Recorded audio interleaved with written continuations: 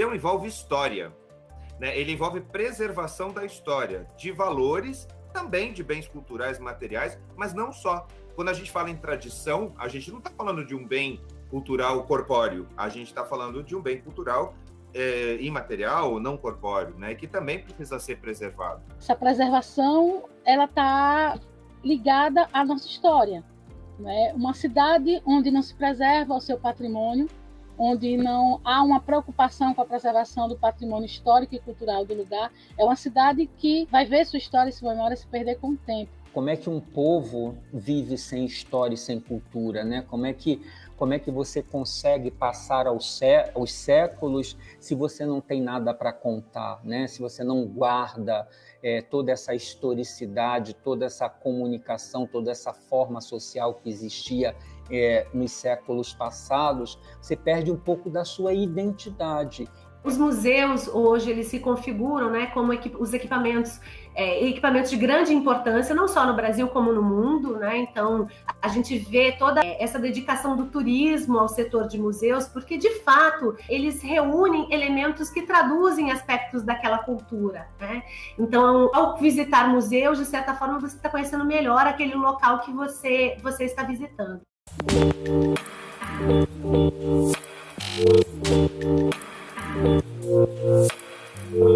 Sempre essa ideia de preservação de um patrimônio, né, histórico, artístico, paisagístico, científico, técnico também, né, e que acaba constituindo um acervo, né? Então, o museu está ligado à preservação, à história e a um acervo, que é um conjunto de bens. A gente encontra os museus, esses museus tradicionais, os museus históricos, os museus afro-brasileiros. A gente tem o Museu do Doce, em Pelotas.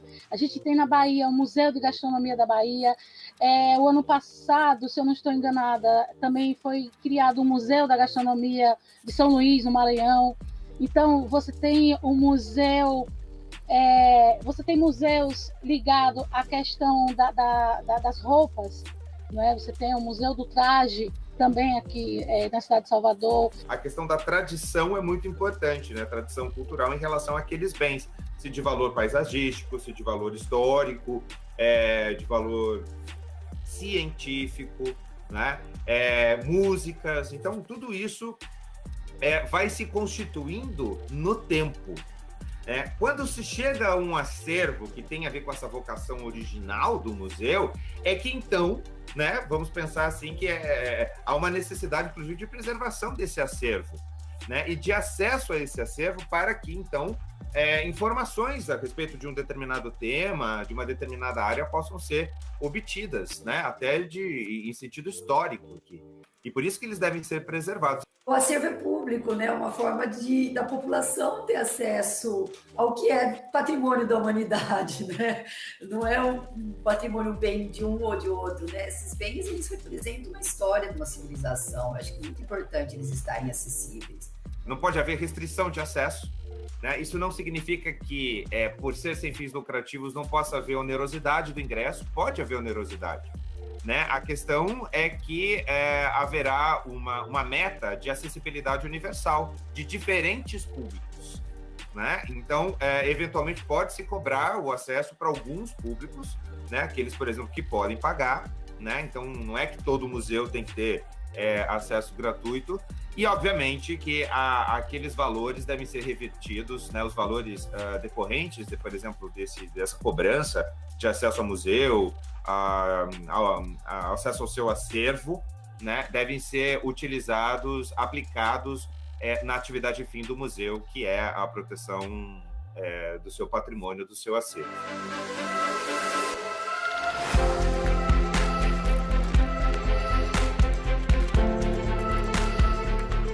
A existência de um estatuto confere mais seriedade, segurança jurídica, estabilidade na disciplina de um tema pelo direito. Havia uma necessidade de se organizar de modo mais sistemático a atividade de proteção, né, da cultura, né, tendo em vista todo esse tema que envolve preservação, estudo, pesquisa, educação, contemplação. de coleções, né, de conjuntos de valor histórico, artístico, científico, técnico, de natureza cultural, né, no sentido bem amplo. O Estatuto dos Museus, ele passa a criar um sistema nacional de museus, né? O artigo 23 do Estatuto diz que os museus devem dispor das condições de segurança indispensáveis para garantir a proteção e a integridade dos bens culturais sob sua guarda. O artigo 66 do Estatuto, ele vai ser bem claro, dizendo que, sem prejuízo das penalidades definidas na legislação, seja federal, estadual ou municipal,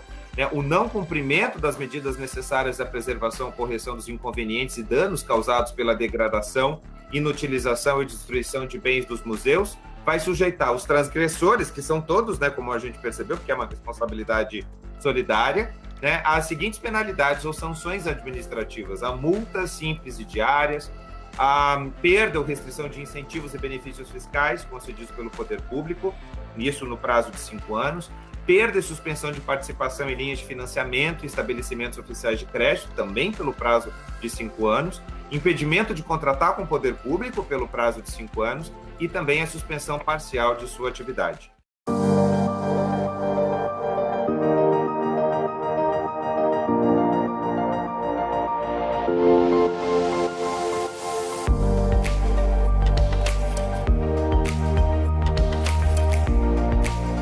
Algumas pessoas, a visita a cidades brasileiras só está completa quando se conhece também museus locais.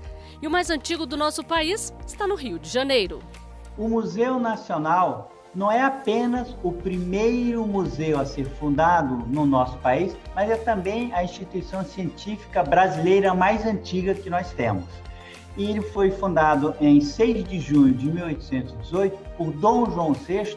E olha que coisa bacana! Ele, desde o início da sua fundação, a ideia principal, como estava no decreto real daquele tempo, né, que o museu estava sendo fundado porque o Dom João VI estava querendo propagar os conhecimentos e estudos das ciências naturais no Reino do Brasil. O Museu Nacional, desde a sua fundação, e aí vão 203 anos, conseguiu uma grande coleção e conseguiu atuar justamente nessa área de procurar mostrar a diversidade de que nós temos, tanto do ponto de vista de ciências, né, que fazemos, mas também das diferentes populações que temos no país. Então, desde o início, o Museu Nacional tinha essa preocupação de fazer com que o seu visitante conhecesse mais o Brasil, inclusive fazendo essa comparação saudável entre as culturas brasileiras e as culturas de outras nações. Outros importantes museus do país são o MASP, Museu de Arte de São Paulo, Assis Chateaubriand, que chama a atenção pela sua arquitetura. Foi o primeiro museu moderno no país e reúne mais de 11 mil obras. A Pinacoteca de São Paulo, fundada em 1905, é um museu de artes visuais e o mais antigo da cidade. O Museu de Arte Contemporânea foi criado em 1963, quando a Universidade de São Paulo recebeu o acervo do antigo Museu de Arte Moderna. É uma instituição ligada ao ensino, à pesquisa e à extensão universitária. A arte contemporânea, ela foge bastante do tradicional, né? A gente tem que lidar com materiais, assim, das diversas funções, procedências, porque o artista, ele tem essa liberdade maior, ele usa, né, mais materiais do cotidiano também, ele desenvolve materiais, aproveita materiais que estão no mercado recente, e, assim, é um grande desafio por causa da especificidade da coleção, né, de arte contemporânea, lá do MAC USP, e é um acervo de 10 mil obras, né, sem contar que tem obras que tem mais de 200 peças, então é um volume bem grande de obras. E existe também um museu onde as obras se referem ao nosso jeito de falar. O Museu da Língua Portuguesa, ele foi criado, né, no início dos anos 2000, como um dos primeiros equipamentos culturais, museus no mundo dedicados a um idioma, né? E a grande novidade do museu foi que ele traz a perspectiva da língua com essa visão dos falantes de língua portuguesa, né? Então, ele não fala da língua de um aspecto gramatical, formal da língua, mas muito num aspecto social, antropológico, né? A importância da língua como esse elemento que nos une, né? O elemento sobre o qual a gente reflete, com nossa ferramenta, principal ferramenta de comunicação, expressão e entendimento do mundo, né? Então, o Museu da Língua Portuguesa também foi o primeiro museu no Brasil com uma tipologia mais experiencial, né? Então, os museus tinham até então um formato mais convencional de ser museus de coleção, de artefato, de objetos, e o Museu da Língua Portuguesa, então, traz para o Brasil, é o primeiro equipamento que vem como um museu mais narrativo, mais audiovisual, mais interativo, né? E depois do museu, então, começa, né, uma nova linguagem, né, que já vinha acontecendo no mundo. Então, nós temos hoje vários equipamentos no Brasil que têm essa proposta narrativa, né, essa tipologia. Em Curitiba, podemos citar o Museu Oscar Niemeyer, com 7.000 obras nas áreas de artes visuais, arquitetura e design. Na Bahia, o Museu de Arte Moderna, localizado em um sítio histórico, recebe exposições de artistas consagrados no Brasil e no exterior. Em Brasília, a visita é ao Museu Nacional, obra de Oscar Niemeyer que integra o Conjunto Cultural da República. E em breve, a história do Supremo Tribunal Federal também estará aberta ao público no Museu do STF. A história do Supremo, ela está diretamente atrelada à história do nosso país, né? Principalmente no período da República, né, nós temos a participação do Supremo sempre como um órgão muito importante, né? Um poder que se posiciona para garantir ali o cumprimento da Constituição. Então, as pessoas terem acesso a curiosidades que elas não sabiam, por exemplo, de processos que tramitaram aqui, como também objetos, né? Por exemplo, mobiliário, elas poderem ter acesso a ver como é que era o mobiliário da época lá, da sede do Rio de Janeiro. São muitos itens interessantes. Temos aqui um item de mobiliário que é muito curioso, que é uma cabine telefônica, na qual os ministros se comunicavam lá na sede do Rio Branco, né? Antes de vir aqui para Brasília, eles utilizavam essa cabine telefônica. Hoje é meio impossível a gente pensar um tempo em que todo mundo tem o seu celular, né? Que naquela época todos os ministros tinham que utilizar o mesmo telefone para se comunicar, né, com as outras pessoas. Então, tem até um item muito interessante que nós conseguimos recuperar, que é a lista telefônica da época, que consta lá o único telefone, né, do Supremo Tribunal Federal. Então, tem várias coisas interessantes que poderão ser acessadas aqui pelos visitantes, que vão trazer essa aproximação do cidadão com essa história que é tão rica, né? Não se pode deixar de citar também alguns museus internacionais que se destacam, como o Louvre e o d'Orsay, em Paris, o MoMA e o Guggenheim, em Nova York, o Museu do Prado, em Madrid, a Tate Gallery, em Londres, e o Museu do Vaticano, em Roma. Tive a oportunidade de conhecer museus na França, em Paris e em Madrid, numa viagem que eu fiz relacionada ao meu doutorado. E o que eu percebo das diferenças está muito ligada à própria estrutura dos espaços, o cuidado com a questão da segurança. Foi algo que eu vi muito, a questão da segurança, da organização desses espaços, do cuidado com o acervo. A gente chega no Museu del Prado, por exemplo, em Madrid, você tem todo um acervo de arte e toda uma segurança, todo um cuidado quando o visitante chega, com relação a registro de imagem, com relação à proximidade com o objeto. Quando a gente chega em alguns museus no Brasil, você não tem tanto essa estrutura de segurança, por uma questão mesmo de, muitas vezes, o recurso, certo? A ausência de uma política pública de dar condição ao espaço também para construir essa segurança, construir toda essa estrutura. De volta ao Brasil, 2 fatos recentes marcam de forma triste a nossa história quando se trata de instituições ligadas à cultura. Em 2015, um incêndio consumiu parte do prédio do Museu da Língua Portuguesa. Como ele era um museu audiovisual, essencialmente, todo o conteúdo do museu foi preservado. Né? O maior dano que houve foi, de fato, ao patrimônio, né? O prédio, o museu, ele está instalado na Estação da Luz, que é uma das principais estações de trem, né, de São Paulo, e ela é um prédio muito simbólico, é um prédio que foi inaugurado em 1901, que tem uma arquitetura muito, muito imponente, é um patrimônio, né? Ele é tombado nas 3 instâncias, municipal, estadual e federal, então ele tem essa importância histórica para a paisagem, não só de São Paulo, mas também como patrimônio brasileiro. Todo esse projeto da museografia foi revisitado e foi refeito. Então, felizmente, os impactos do incêndio puderam ser revertidos, e hoje o museu volta, né, com toda a sua potência, com toda a sua beleza e com novas camadas que foram acrescentadas nesse processo, tanto no conteúdo, mas também no próprio prédio. Em 2018, imagens do Museu Nacional no Rio de Janeiro, em chamas, chocaram o mundo. As perdas foram inestimáveis, mas o museu se recupera. Os nossos 12 milhões de insetos nós perdemos, como muito material etnográfico e questões assim. Mas o material lítico havia uma chance maior da sua preservação. E olha só, nós conseguimos vários sucessos.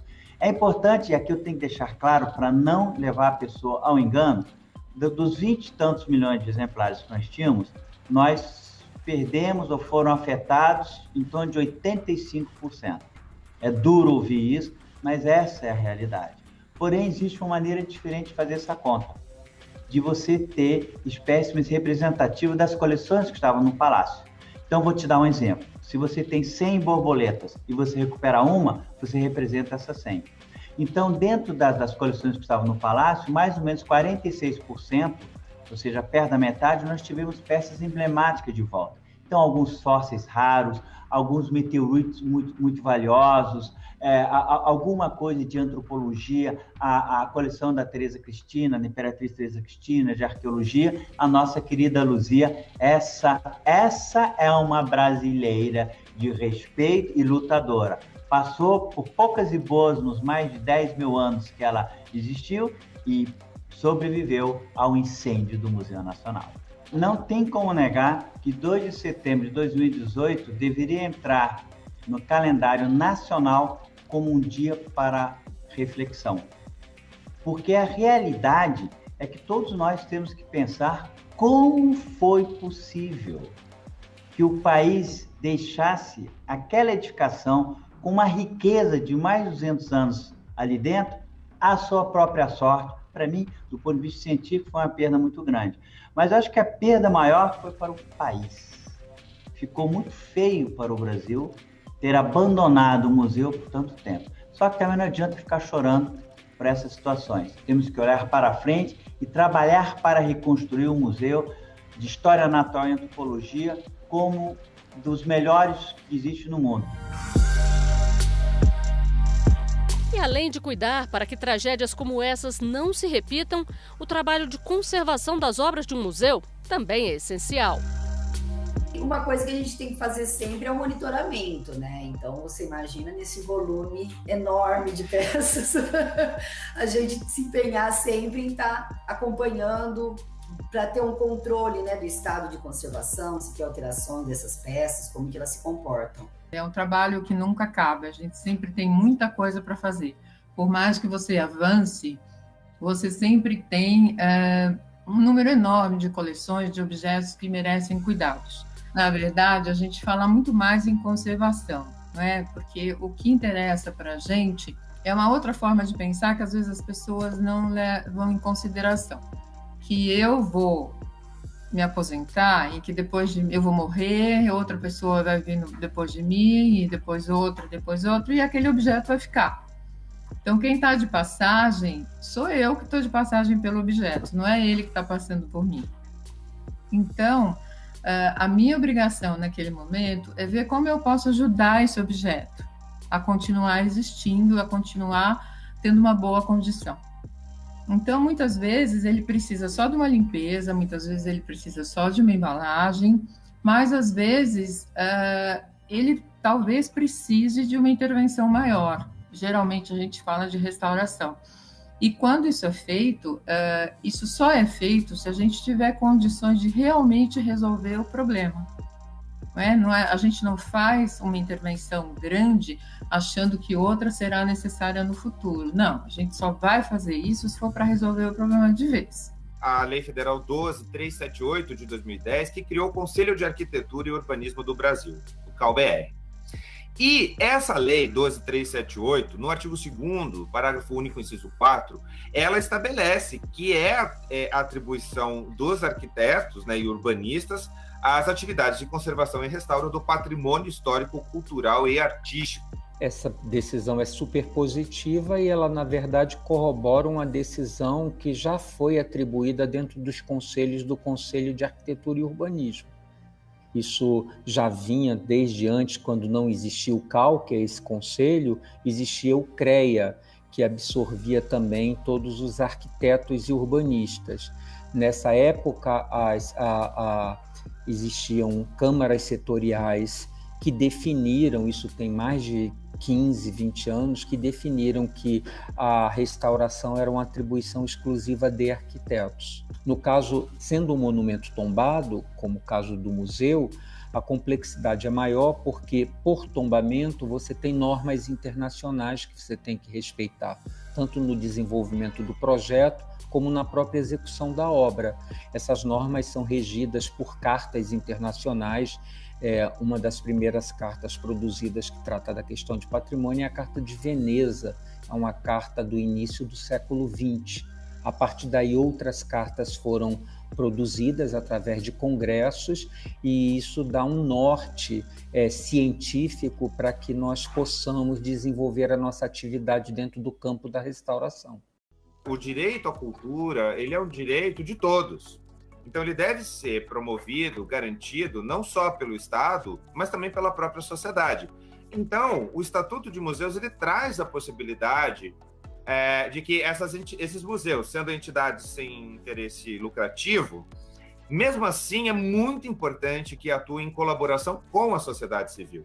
Aí, por exemplo, o Estatuto estimula a criação das associações de amigos do museu, né, que não vão fazer a gestão do museu, mas vão colaborar para a gestão do museu, como se fosse uma gestão colaborativa. Devido a essa situação pela qual o mundo está passando, em consequência da pandemia, os museus estão tendo que se reinventar. De uma certa forma, eles estão mais ou menos numa situação semelhante à nossa, que nós estamos tendo que nos reconstruir depois da tragédia de 2 de setembro de 2018, mas essa ideia é a maneira com a qual se relacionar com o novo público, com o público antigo e com o novo público que você tem que conquistar é um verdadeiro desafio. Os museus mudaram, o acolhimento dos museus está em transformação. Então, essa nova, a reabertura do museu vai deixar isso muito claro, quer dizer, a gente vai poder atender melhor, a gente vai poder atender esse público melhor, com mais conforto,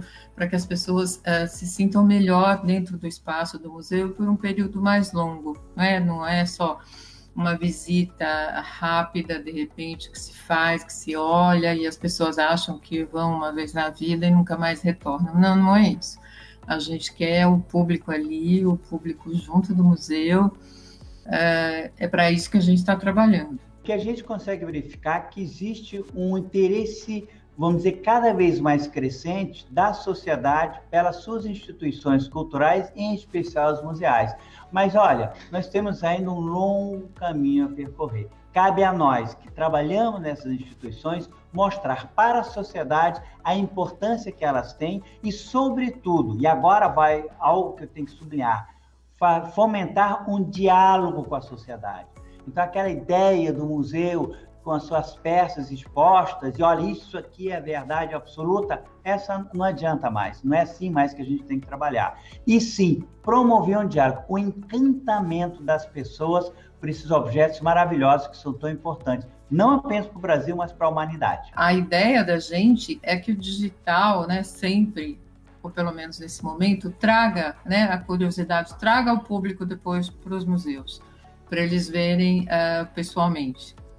Mas são caminhos bastante diferentes, eu diria, né? Acho que a gente está nesse momento de transformação e que hoje em dia a gente tem essas atividades, essas exposições que são complementares. Há exemplo de outros museus que já estão nesse modelo, né? nessa forma de comunicar o seu acervo. Nós também vamos disponibilizar para o público algo semelhante a um Street View, né, do Google, como as pessoas consigam navegar ali no espaço do museu, para que elas possam ter acesso a esse acervo, mesmo elas estando do outro lado do mundo, elas vão conseguir acessar esse acervo de forma interativa, inclusive. O diálogo da tecnologia com os museus hoje é extremamente importante, né?